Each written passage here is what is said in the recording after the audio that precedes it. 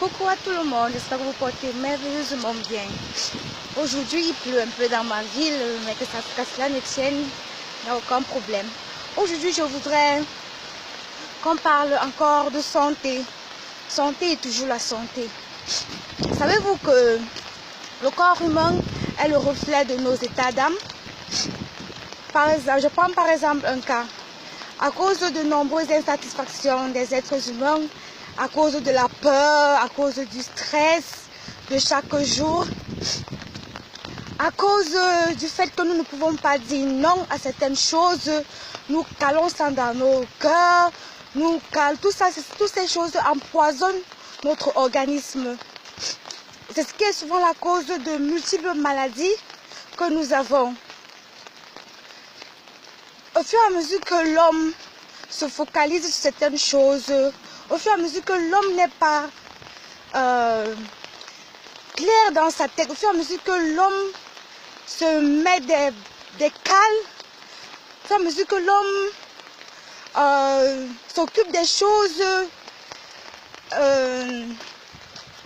étranges, pas étranges, au fur et à mesure que l'homme se posera de multiples questions sur sa vie, sur ce que je dois devenir.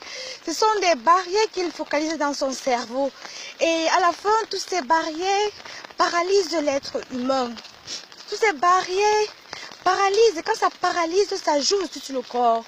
Par exemple, quelqu'un qui est insatisfait de sa relation amoureuse, il va constater que son organisme reflète et il va constater que son organisme réagit. Il y a des éruptions cutanées qui apparaissent chez certaines personnes. Il y a les maux de tête, il y a la gastrite, il y a les ulcères, il y a même la tension. Certaines personnes deviennent plus à risque de tension parce qu'il y a certaines choses qui n'arrivent pas à digérer. C'est ça qu'il demande que dans la vie, apprenez à prendre les choses de la plus simple des manières. Parce qu'en fait, à mesure que vous compliquez, cela complique votre vie, cela complique aussi votre santé.